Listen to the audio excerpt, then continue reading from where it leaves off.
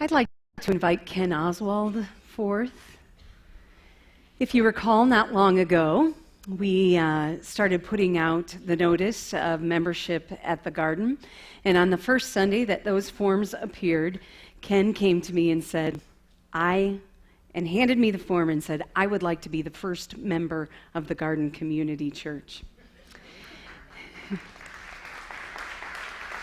So, Ken, you're no stranger to us up here. You share in our prayer team. You share in leadership here. Tell me a little bit about why that was important to you. Well, I've been a church member since I was 17 years old with the United Methodist Church. And when I moved here in 2007, I was interviewing churches. I was traveling about, visiting different churches, and I ended up at St. Luke's one day and had seen what other programs they offered, and the garden was one of them. And didn't know much about it, and so I showed up here one day, and got here just in time for the last service to leave. And I thought, well, I missed that. Well, I'll go on to the next thing. That's probably why you want to be the first. Yeah, don't want to be late again. That's right.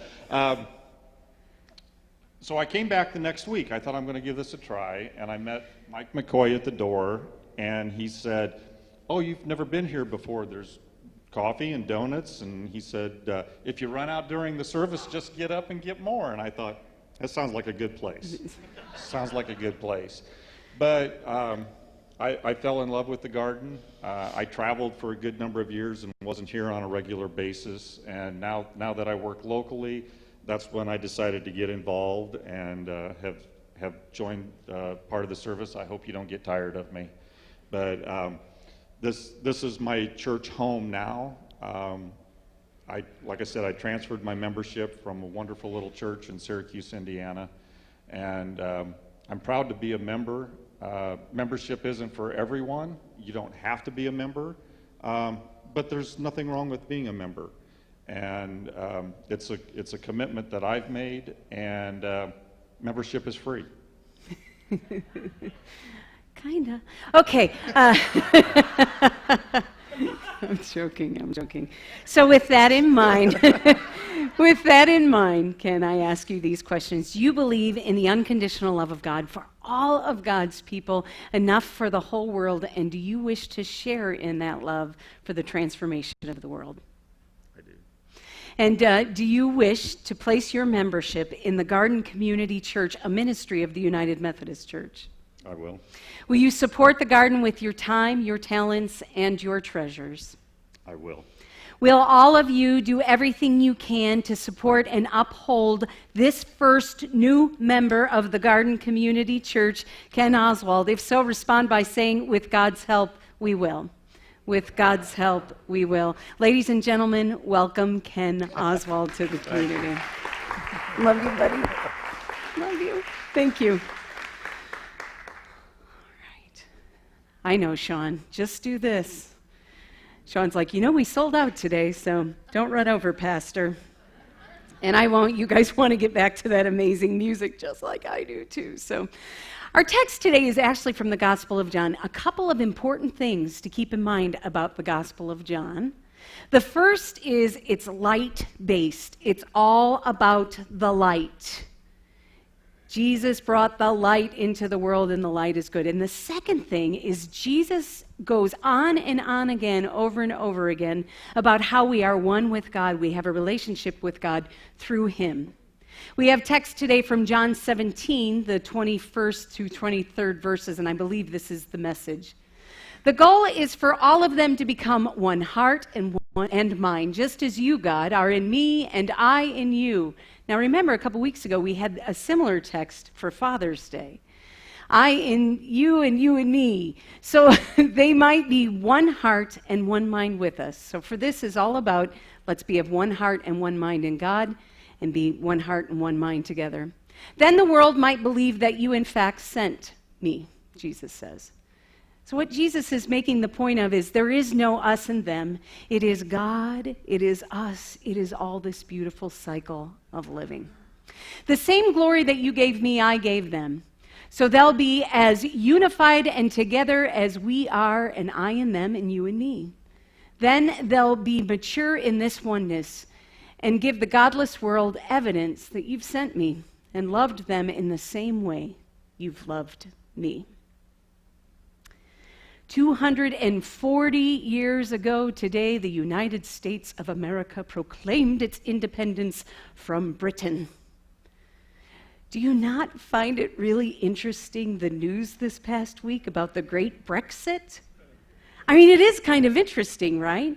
Now, the Brexit is the European Union, and Britain making the decision to leave the European Union. And what's interesting to me is that that decision has come with some interesting consequences or interesting ideas. First of all, I know about it because I'm married to a Brit who voted in this particular referendum, and we listen to the BBC News every day. And what's interesting is to listen to these guys from 2 weeks ago to the guys we're listening to now. Boris from London, their guy with the hair. Oh no, what do you mean? I didn't say I wanted to lead all this after it changed. No, I'm not even sure we really want to do this. Have you listened? Many people say, I wasn't even sure my vote was going to count. I just voted because I thought it would be fun. But now they have to live with the decision that has been made. And I guarantee you someone will come and will take leadership of the country. Someone will come and ensure that this movement towards independence works. I have faith in God that that is going to happen. Now, I have to be honest, as I've listened to these people talk this past week, I get it. Because this past week was our first independent week, right? Friday, we became the Garden Community Church. And let me tell you, it's been a little bit of a crazy week, especially with the 4th of July holiday and lots of different things going on. We had training on Wednesday for this new system. So our system has left St. Luke's system, and now we have our own unique independent system. And I was in training for 8.5 hours on Wednesday, and I can tell you right now, I know absolutely nothing about it. But it does some amazing, cool things that Judy knows about, and Martha knows about, and lots of people know about. That was a little daunting to me when they were talking about records and how we were going to keep records and what we were going to do. Not only that, but we had the big movement to the bank. We now have our own bank account. We are now the Garden. You can make checks out to the Garden, and they can go to the bank. And we have our own bank account. That's kind of scary. It's kind of scary. This independence movement is really kind of scary. But I don't know about you. I'm in. The hair may get a little crazier, but I'm not going anywhere. I am in. And I am trying to follow God's will for this organization. See, as we declare our independence as the Garden Community Church, a ministry of the United Methodist Church, I have to say that I am more dependent on God than I have been since I arrived here. So the very first thing that we have to realize as an organization is in order to declare our independence, we need to make sure that we remember we are solely dependent upon God, a God who loves us, a God who wants the best for us, a God who believes in the next step of this organization and will point the way. The biggest problem is letting God do that. How many times have you heard it said, go ahead and make plans, and then God will tell you really what it is that you're going to do? I am sure that is going to happen to us. So we must find ways to continually remind ourselves that we are dependent upon a God who loves us, who wants the best for us no matter what. I think independence is very good because independence is going to force us as an organization to figure out what it means to be the Garden Community Church. To figure out what it means to be, as the Methodist Church Conference is referring to us as, a progressive United Methodist Church. Not very common in the state of Indiana. That's what we are, a progressive United Methodist Church. What does that mean? What does that mean? What does it mean that we are a church without a building? What does it mean that we are a community of people called together from different life experiences, from different backgrounds, and we have no rules on how it is that you come to this community. You come as you are, and God does the rest. For me, I think the future is scary and exciting and amazing. So we have to realize we're dependent in the midst of our independence, and then even more important, today is the realization of our Interdependence Day. We no longer have an outside source that's going to help us when the checkbook's a little late, or we're not going to have an outside source that will help us through these different areas. They're going to help us for a few more months, and probably I could talk them into a few more, but that's not the point. The point is somehow we have to become an interdependent organization. Now, if you've not heard the term interdependence, it actually finds its start in nature. Nature is a very interdependent system. I mean, think about the bees. The bees fly around, the bees pollinate the flowers then help the bees out and making the honey, and it all works together in an interdependent system. Now, it is difficult for us at times as a nation built on independence to recognize the importance of interdependence. But the truth about life is that we are all interdependent. I don't know how many of you went out for a meal this week and had a meal out and you were fed in some way. But when was the last time you thought about all of the people that you were dependent upon to have that meal served to you? Not only did you have the person who seated you and the host, but you had the person who waited on you. Not only did you have that person, but then that person went back and found somebody else, a sous chef or whatever, who would start the meal, and then you had the meal created and made, and then you had the recipe that was before the meal by another group of people. And then, what about the farmers who ensured that you have a meal? What about the laborers who work for the farmer? What about the people who come and clean up after your mess? See, that's an interdependent system. In order for us to be fed, a whole lot of people are involved. So on this Independence Day, I want us to celebrate the power of interdependence. I grew up in one of those families and neighborhoods that we were pretty tight, we were pretty close. When we moved out of the big city and into the burbs, we moved into this really eclectic, wild neighborhood. It was a neighborhood of different people from different backgrounds. We had been in an all-Irish neighborhood, but it was Lithuanian, and there, I think, were some Russians, and then there were some Polish people, and then there were some Irish people and German people, all different kinds of people, African-American people, Hispanic people. We were all called into this goofy little neighborhood and soon became fairly interdependent upon one another. We lived into that interdependence, especially on events, holidays like 4th of July. That is when we had the big picnic, right? The big celebration, the big neighborhood picnic. It was always so much fun. It was usually held at our house because my dad was the official pig cooker. And he actually didn't do it like this. He used a rototiller, which is a whole other story, but we're not going to talk about that.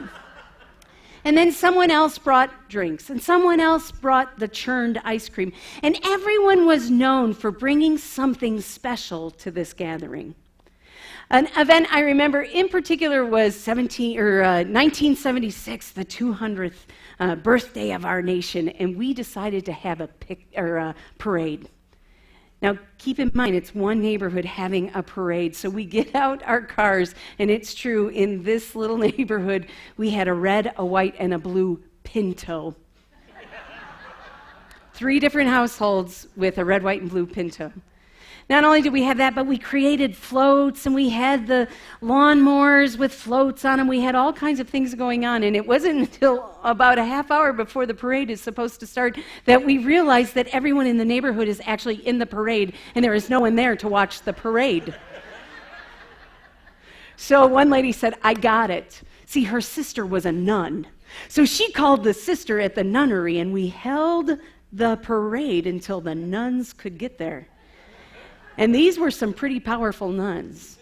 These nuns came in a car, they got out, they put their little chairs up, their little lawn chairs, and they would cheer us on, and we would throw them candy. And then they would take their chairs, pick them up, get back in their car, drive over this way, and then they would do it all over again. God bless the nuns.